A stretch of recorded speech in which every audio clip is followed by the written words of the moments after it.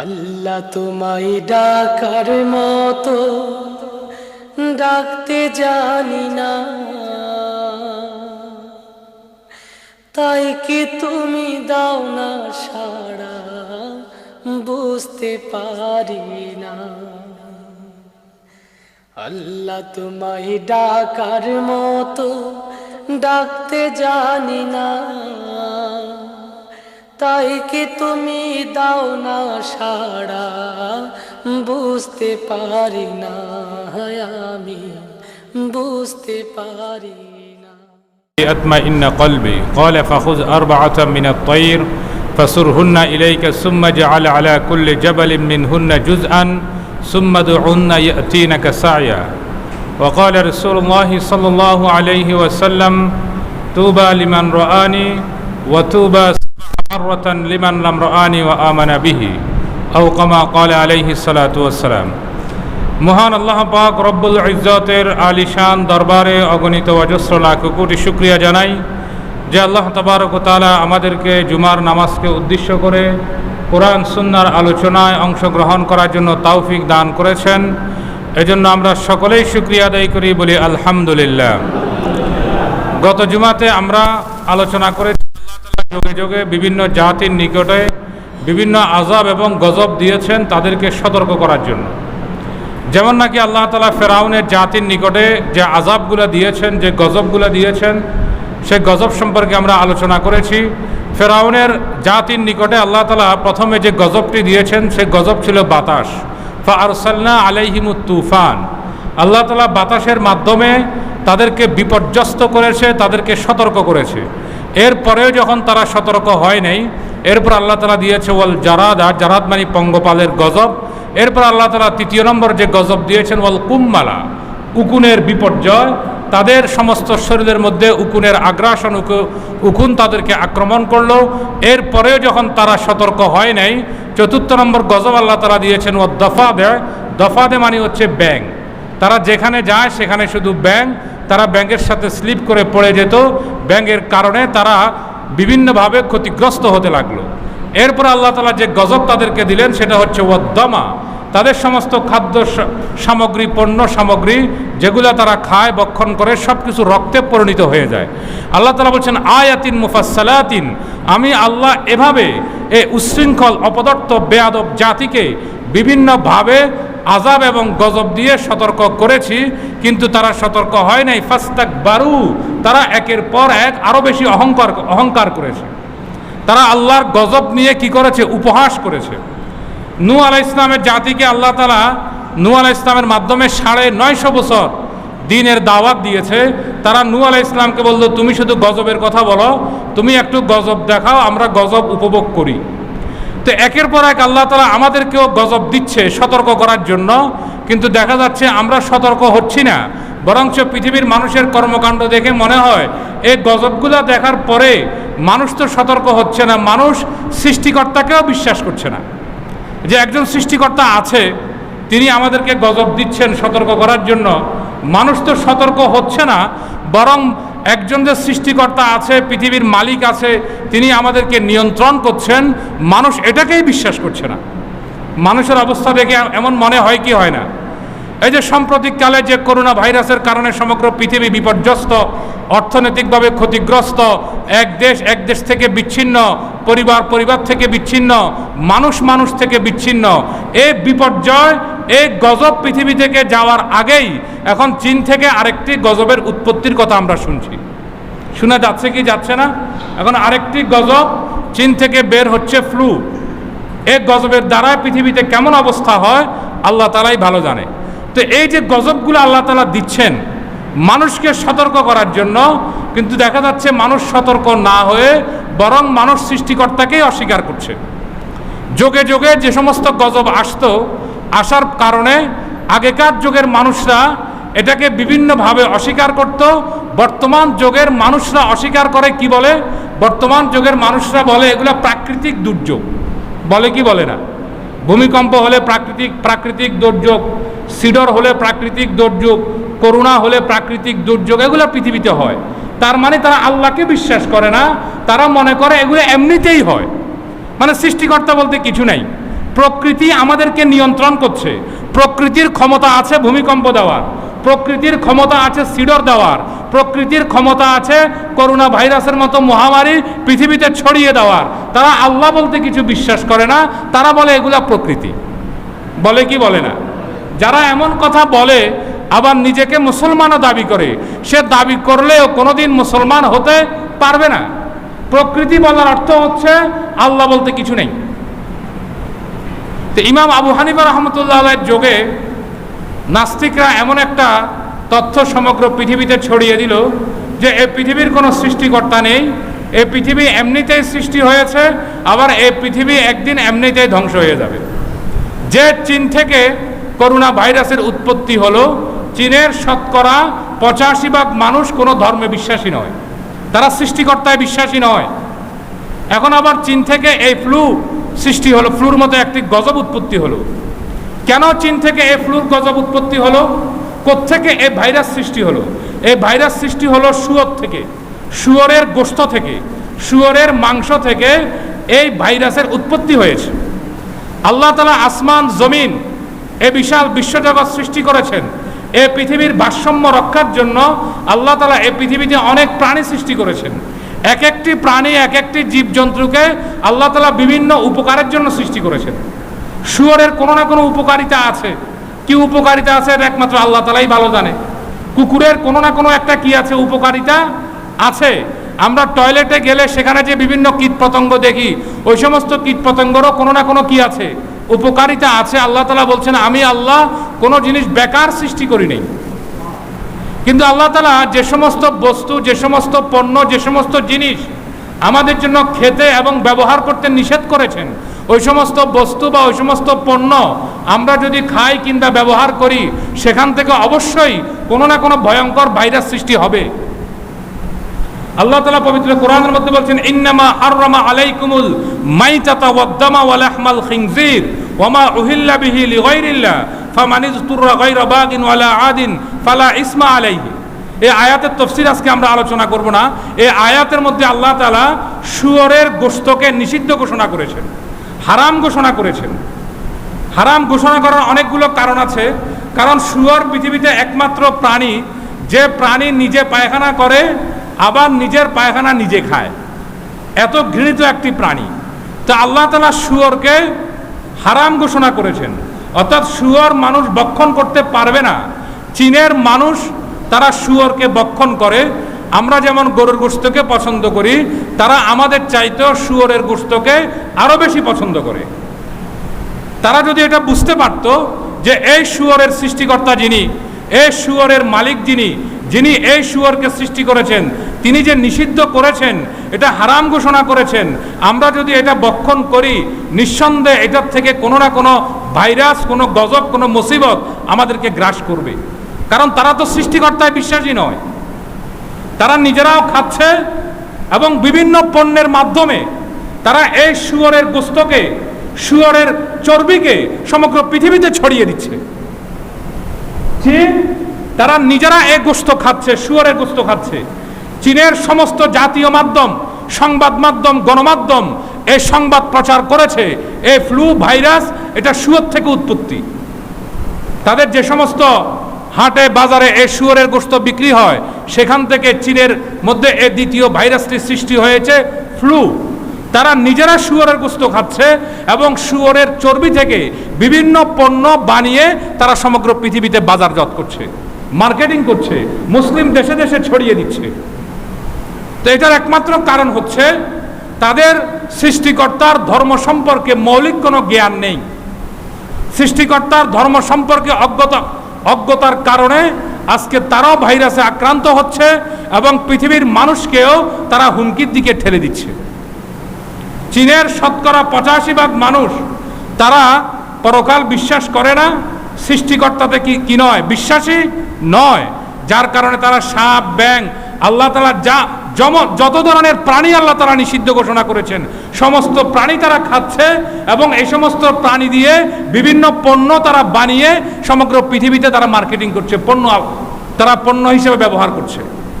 এমনকি নারী আর পুরুষের ব্যবহৃত কন্ডম দিয়ে চীনের বেইজিং থেকে প্রকাশিত এক সংবাদ মাধ্যমে এই সংবাদ প্রকাশ হয়েছে, নারী পুরুষের ব্যবহৃত কন্ডম দিয়ে তারা মোবাইলের ক্যাসিং বানাচ্ছে। আর এই মোবাইল আমরা ধরতেছি, ব্যবহার করছি, তাহলে ভাইরাস পৃথিবী থেকে কিভাবে যাবে? আল্লাহ রসুল যে বলেছেন ইসলামে কোনো ছোঁয়াচে রোগ নেই, রসুলের এ কথাই বাস্তব। ছোঁয়াচে কোনো রোগ নেই, ভাইরাস মানুষ সৃষ্টি করছে, মানুষের কারণেই পৃথিবীতে ভাইরাস ছড়াচ্ছে। নারী পুরুষের ব্যবহৃত কন্ডম দিয়ে চীন সরকার, চীনের বিভিন্ন ফ্যাক্টরি, বিভিন্ন কারখানা তারা মোবাইলের ক্যাসিং বানাচ্ছে, আর ওই মোবাইল আমরা ব্যবহার করছি। তাহলে ভাইরাস পৃথিবীতে ছড়াবে কি ছড়াবে না? আল্লাহ তাআলা শুয়োরের গোশতকে নিষিদ্ধ ঘোষণা করেছে, তারা শুয়োরের গোশত খাচ্ছে এবং শুয়োরের চর্বি দিয়ে বিভিন্ন পণ্য বানিয়ে তারা সমগ্র পৃথিবীতে সেগুলো ছড়িয়ে দিচ্ছে।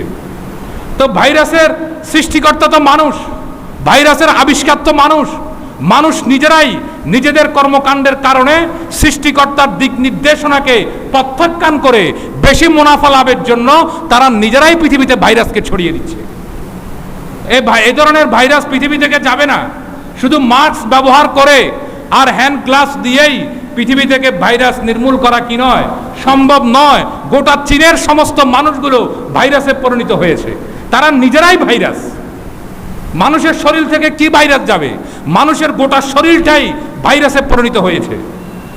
যদি নারী আর পুরুষের ব্যবহৃত কন্ডম দিয়ে মোবাইলের ক্যাসিং বানানো হয়, মোবাইলের সিম বানানো হয়, বিভিন্ন পণ্য সামগ্রী বানানো হয়, তাহলে ভাইরাস নিয়েই তো আমরা জীবন যাপন করছি।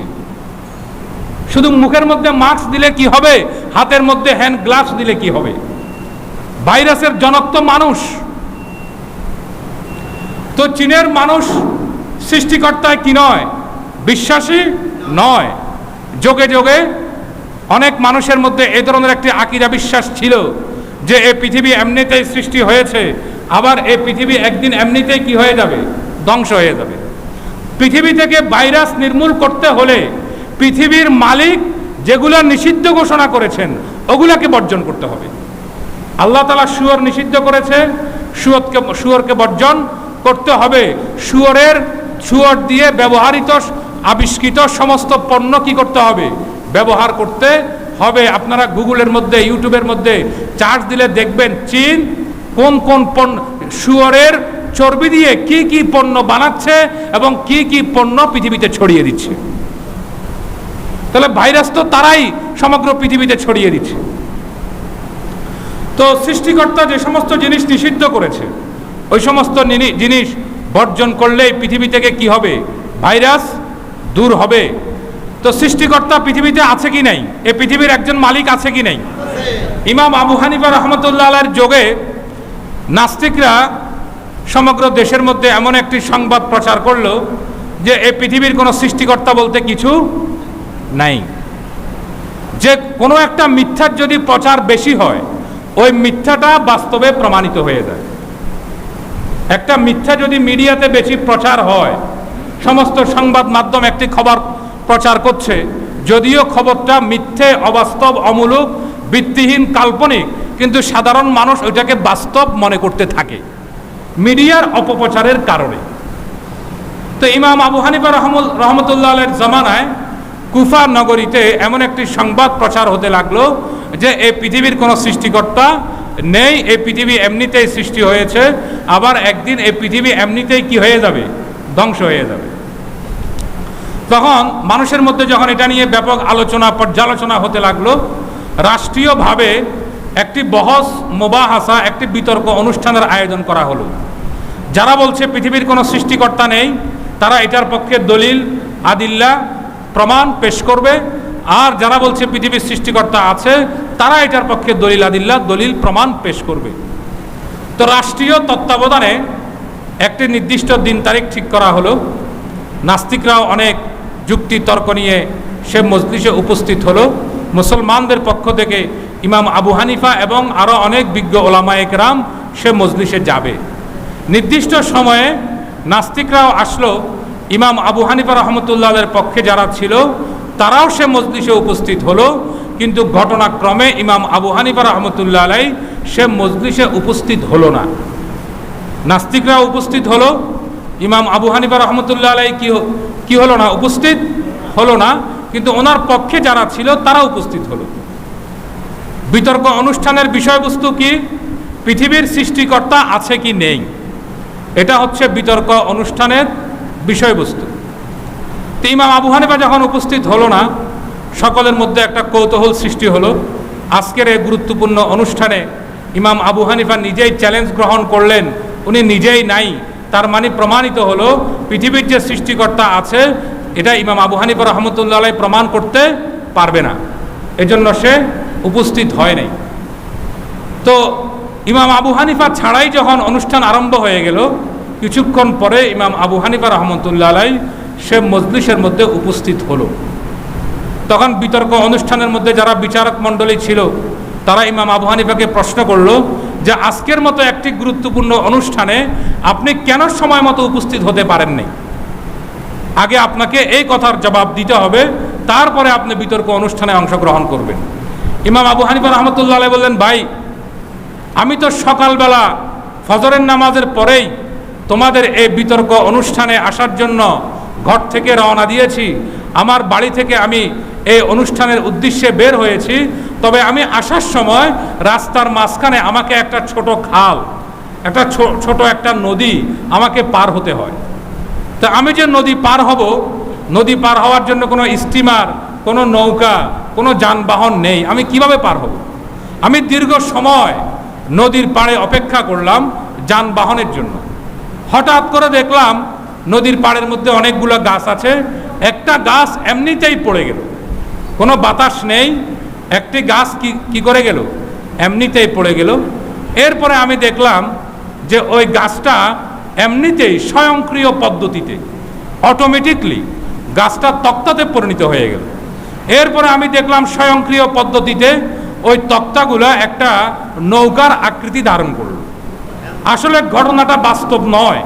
ইমাম আবু হানিফা রহমতুল্লাহ আলাইহি পৃথিবীর যে সৃষ্টিকর্তা আছে এটা নাস্তিকদেরকে বোঝানোর জন্য একটা কৌশল অবলম্বন করলেন।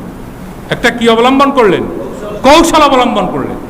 তিনি বললেন কোনো বাতাস ছাড়া একটা গাছ পড়ে গেল এবং কোনো মিস্ত্রি ছাড়া এই গাছটা স্বয়ংক্রিয় পদ্ধতিতে অনেকগুলা তক্তাতে পরিণত হলো। ওই তক্তাগুলা স্বয়ংক্রিয় পদ্ধতিতে একটা নৌকায় পরিণত হলো। এরপরে আমি ওই নৌকাতে উঠলাম। এরপরে কোনো মাঝিবিহীন, চালকবিহীন ওই নৌকাটা আমাকে নদীর এপার থেকে এপারে এনে দিল। এরপরে আমি তোমাদের এই মজলিসে উপস্থিত হলাম। সমস্ত নাস্তিকরা অট্টহাসি দিতে লাগলো, বিচারকরাও অট্টহাসি দিতে লাগলো। বললো, এ ইমাম আবু হানিফা, তোমাকে আমরা অনেক জ্ঞানী মনে করেছি, কিন্তু আজকে তোমার এই বক্তব্য শুনে আমরা বুঝতে পারলাম তোমার মতো বোকা মানুষ সমগ্র কুফা নগরীতে নাই। কুফার মধ্যে তুমি হচ্ছে সবচাইতে বোকা এবং আহমক মানুষ। ইমাম আবু হানিফা রহমতুল্লাহ আলাইহি বললেন, তোমরা আমাকে কেন বোকা বলে আখ্যায়িত করলে এটা একটু আমাকে বুঝাইয়ে দাও। কি কারণে আমাকে তোমরা উপহাস করছো, বিদ্রুপ করছো, সমস্যা কি? তারা বলল, একটি গাছ কি এমনি পড়তে পারে? একটি গাছ কি কোনো মিস্ত্রি ছাড়া নৌকা হতে পারে? একটা নৌকা কি কোনো মাঝি ছাড়া চলতে পারে? যে ব্যক্তি এমন কথা বিশ্বাস করে তার চাইতে বোকা মানুষ আর কে হতে পারে? ইমাম আবু হানিফা রহমতুল্লাহ আলাইহি বলেন, আজকে যে আমরা এখানে এসেছি, কেন এসেছি? আমাদের আসার উদ্দেশ্য কি?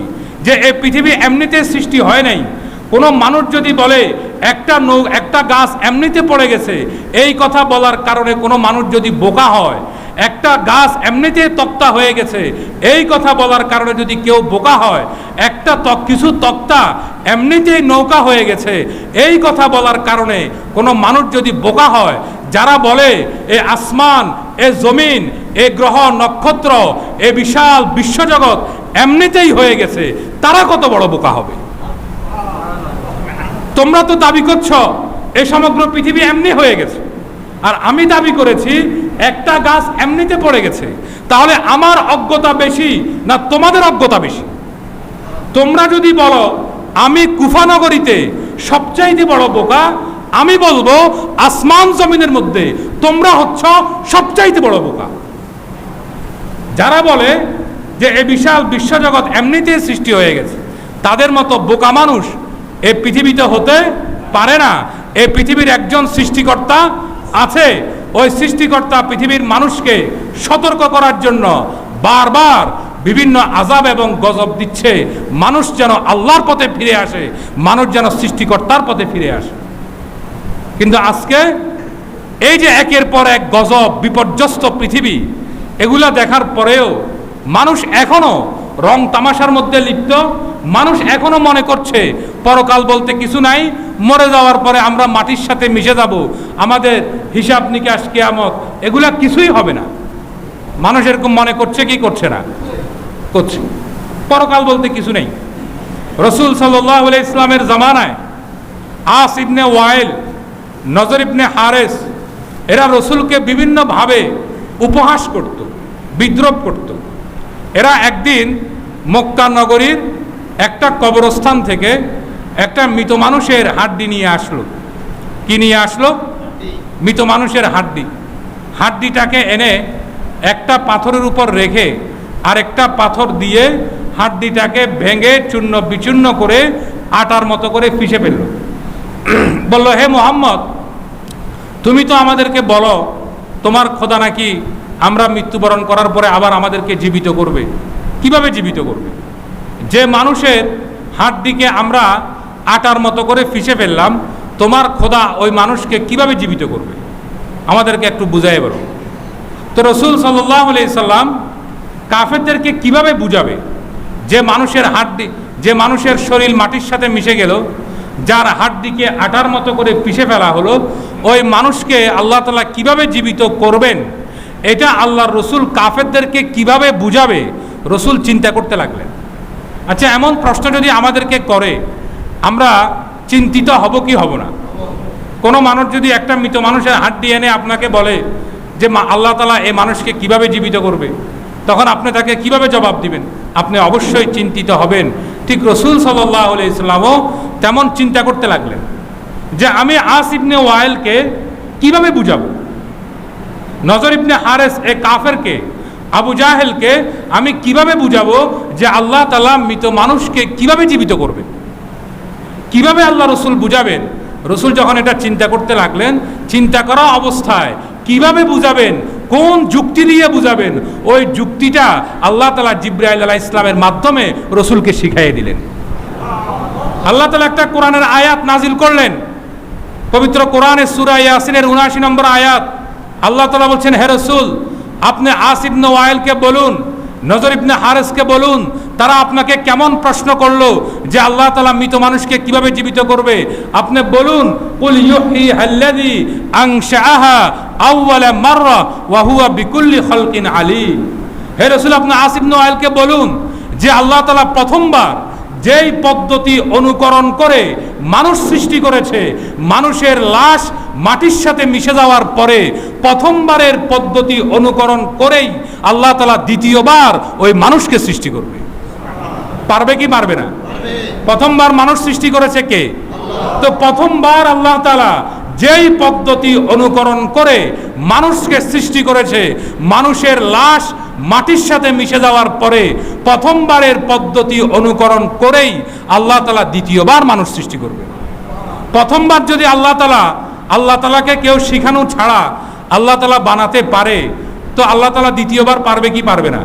কিভাবে মানুষ বানাতে হয় এটা তো আল্লাহ তাআলা আগে থেকেই জানে। তো যে আগে থেকেই জানে, সে দ্বিতীয়বার কিভাবে বানাবে, এটা প্রশ্ন করাই হচ্ছে অজ্ঞতা, মূর্খতা, বোকামি। যারা গাধা তারাই এমন প্রশ্ন করতে পারে। কথা ঠিক কিনা? আরে আল্লাহ তো আগে থেকেই মানুষ বানাতে পারে, তো আল্লাহ আবার মানুষ কিভাবে বানাবে, এমন প্রশ্ন করা, এটা কি জ্ঞানের পরিচয় না অজ্ঞতার পরিচয়? তা আজকে সমগ্র পৃথিবীতে এত বিপর্যস্ত অবস্থা, এত গজব, এরপরও আমরা মনে করছি আল্লাহ কি আবার আমাদেরকে সৃষ্টি করবে, আমরা কি আবার পুনরায় জীবিত হব? সব কিছু তো এখানেই শেষ হয়ে যাবে। তো এই ধরনের যুক্তি, তর্ক আর বাস্তবতা এবং চোখে আঙ্গুল দিয়ে রাসূল সাল্লাল্লাহু আলাইহি সাল্লাম দেখানোর পরেও আবু জাহেল কি ইসলাম ধর্ম গ্রহণ করেছে? সে কি ঈমান এনেছে? সে কি হেদায়েতের পথে এসেছে? আসে নাই। তো আজকে আমাদের অবস্থাও তাই, বিশ্বের মানুষের অবস্থাও তাই। এত বিপর্যস্ত অবস্থা দেখার পরেও মানুষ এখনো সংশোধন হচ্ছে না, এখনো কিন্তু মসজিদে মুসল্লি বাড়ছে না, এখনো কিন্তু মানুষ ঈমান এবং আমলের পথে অগ্রসর হচ্ছে না। এ আবু জাহেল, আস ইবনে ওয়াইল, নজর ইবনে হারেস যখন এভাবে রসুল সাল্লাল্লাহু আলাইহি সাল্লামকে বিভিন্ন প্রশ্ন করার পরে তারা যখন পরাজিত হতে লাগলো, এরপরেও তারা ঈমান আনছে না, এরপরেও তারা পরিকল্পনা করছে কিভাবে মুহাম্মদকে বিপর্যস্ত করে দেওয়া যায়, আটকায়ে দেওয়া যায়, কিভাবে সমালোচনা করা যায়। তারা রসুলকে প্রশ্ন করলো, আচ্ছা মুহাম্মদ, তুমি তো আমাদেরকে সুন্দর করে বিভিন্ন যুক্তি দিয়ে বুঝাও পরকাল আছে, আজকে আমরা তোমাকে একটা প্রশ্ন করব। আজকে একটা কি করব? প্রশ্ন করব। যদি তুমি এই প্রশ্নের উত্তর দিতে পারো তাহলে আমরা বিশ্বাস করব পৃথিবীর সৃষ্টিকর্তা আছে, তাহলে আমরা কি করব? বিশ্বাস করব। রসুল সাল্লাল্লাহু আলাইহি সাল্লামকে একদিন তারা সন্ধ্যাবেলায় মাগরিবের নামাজের সময়, মাগরিবের পরে প্রশ্ন করলো, যদি তুমি আকাশের চাঁদকে দ্বিখণ্ডিত করে দেখাতে পারো তাহলে আমরা বিশ্বাস করব যে পৃথিবীর একজন কি আছে? সৃষ্টিকর্তা আছে। আমরা সৃষ্টিকর্তায় বিশ্বাসী হয়ে যাব এবং আমরা তোমার অনুসরণ করব। আমরা বিশ্বাস করব তুমি যা বলো তা সত্য। রসুল সাল্লাল্লাহু আলাইহি সাল্লাম তাদেরকে বলল, তোমরা সত্যি করে বলছো? তোমরা আমাকে বিশ্বাস করবে? বলল, হ্যাঁ আমরা তোমাকে বিশ্বাস করব। বলল, শুধু বিশ্বাস করবে নাকি কালেমা পড়বে? তারা বলল, আমরা কালেমাও পড়ব। রসুল সাল্লাল্লাহু আলাইহি ওয়াসাল্লাম আল্লাহর কাছে দোয়া করলেন এবং সন্ধ্যাবেলায় রসুল সাল্লাল্লাহু আলাইহি ওয়াসাল্লাম আসমানের দিকে তাকিয়ে শাহাদাত আঙ্গুল দিয়ে চাঁদ বরাবর ইশারা করলেন। চাঁদ বরাবর কি করলেন? ইশারা করলেন। রসুলের আঙ্গুলের ইশারার সাথে সাথে চাঁদটি দ্বিখণ্ডিত হয়ে চাঁদের একটি অংশ চলে গেল আরবের কুবাইস পাহাড়ের উপরে, আর একটি অংশ চলে গেল আরবের কুয়াইকিয়ান পাহাড়ের উপরে। আসর থেকে মাগরিব যতক্ষণ সময়, ঠিক ততক্ষণ পর্যন্ত চাঁদটি দ্বিখণ্ডিত অবস্থায় ছিল। আবু জাহেল, আস ইবনে ওয়াইল, নজর ইবনে হারেস কিং কর্তব্য বিমূঢ় হয়ে গেল, হতভম্ব হয়ে গেল। তাদের উদ্দেশ্য ছিল, তাদের পরিকল্পনা ছিল, মুহাম্মদ তো চাঁদকে কি করতে পারবে না, দুই টুকরা করতে পারবে না। তখন আমরা মুহাম্মদকে উপহাস করব, বিদ্রূপ করব, ঠাট্টা করব। তুমি কিসের পরকালের কথা বলো, কিসের আল্লাহর কথা বলো, তুমি কিসের নবী হয়েছ, তুমি তো চাঁদটাকে দ্বিখণ্ডিত করতে পারলে না। এভাবে আমরা তাকে কি করব? উপহাস করব। এটা ছিল তাদের কি পরিকল্পনা।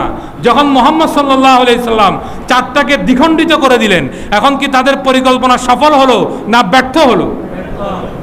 আচ্ছা, ব্যর্থ হওয়ার পরে তারা কি ইসলাম গ্রহণ করেছে? এখন তারা কি বলল? এখন তারা ভিন্ন কৌশল অবলম্বন করলো। তারা এখন বলল, মুহাম্মদ, আসলে আমরা যা ধারণা করেছি তোমার ব্যাপারে, আজকে আমাদের ধারণার বাস্তবায়ন ঘটেছে। আজকে আমাদের ধারণা কি হয়েছে? বাস্তব হয়েছে। আমাদের সমস্ত সন্দেহ, সংশয়, তোমার ব্যাপারে আমাদের যে একটা সন্দেহ ছিল, আজকে আমাদের সন্দেহটা দূর হয়ে গেছে। মুহাম্মদ সাল্লাল্লাহু আলাইহি সাল্লাম বলল, কি সন্দেহ ছিল? বলল, আমাদের সন্দেহ ছিল তুমি একটা জাদুকর। আজকে প্রমাণ হলো যে সমগ্র আরব বিশ্বে তোমার চাইতে বড় কোনো জাদুকর নাই। আরে আমরা তো বোকা নয়, আমরা মক্কা নগরীর সবচাইতে জ্ঞানী, গুণী, বুদ্ধিমান পণ্ডিত। আমরা কোনো জাদুকরের ধর্মগ্রহণ করব না।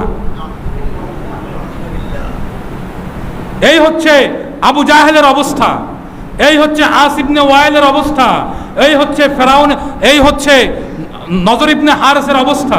তো আবু জাহেল, আস ইবনে হারেস, নজর ইবনে হারেসের অবস্থার চাইতে বর্তমান পৃথিবীর মানুষের অবস্থা কম নয়। কথা ঠিক কিনা? এখনো আমরা সতর্ক হই নাই। আল্লাহ তাআলা আর কত গজব দিলে আমরা পাপাচার ছাড়বো, আমরা অশ্লীলতা ছাড়বো, আমরা উলঙ্গপনা ছাড়বো। আজকে করোনা ভাইরাস থেকে বাঁচার জন্য বলা হচ্ছে মাস্ক ব্যবহার করার জন্য। আমি মাস্কের বিরুদ্ধে নয়। অনেকে আবার বলবে হুজুরে মাস্কের বিরোধিতা করে। আপনি মাস্ক একটা নয়, আপনি 10টা লাগান। আপনি হ্যান্ড গ্লাভস একটা নয়, আপনি 10টা পরিধান করেন। আপনি সমস্ত শরীরের মধ্যে পিপি পরে আপনি রাস্তায় হাঁটেন, কোনো সমস্যা নাই। কিন্তু করোনা মহামারী, এ ধরনের গজব, বিপর্যয় পৃথিবীতে কেন আসে? এটার কারণ অনুসন্ধান না করে শুধু মাস্ক পরলে কি লাভ হবে? রসুল হাদিসে বলেছেন, হাদিসটি আমি একাধিকবার বলেছি। রসুল বলেছেন, ওয়ালা ফাশা জানা ফি কওমিন ইল্লা কাসুরা ফিহিমুল মাউত। যখন পৃথিবীতে জানা বাড়বে, বেবিচার বাড়বে, উলঙ্গপনা বাড়বে, তখন একের পর এক পৃথিবীতে মহামারী বাড়বে, আল্লাহর গজব বাড়বে। তো করোনা আসার পরে জানা, বেবিচার, অশ্লীলতা, উলঙ্গপনা এগুলা কি বন্ধ হয়েছে? আমাদের বাংলাদেশের এফডিসি কি বন্ধ হয়েছে? ভারতের হলিউড বলিউডের নায়ক নায়িকাদের ফিল্ম কি বন্ধ হয়েছে? সৌদি আরবের সিনেমা হল কি বন্ধ হয়েছে? তো করোনা কিভাবে বন্ধ হবে?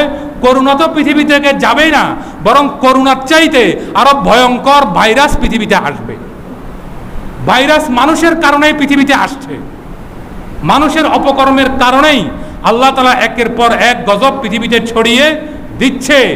এই মাস্ক, পিপি এগুলা ভাইরাস থেকে বাঁচার কোনো কি নয়, মাধ্যম নয়। আল্লাহ তাআলা সমগ্র পৃথিবীর মানুষকে আল্লাহর গজব থেকে বাঁচার জন্য ঈমান এবং ইসলামের পথে অগ্রসর হওয়ার জন্য তৌফিক দান করুক, আমিন। ওয়া আখিরু দাওয়ানা আনিল হামদুলিল্লাহ।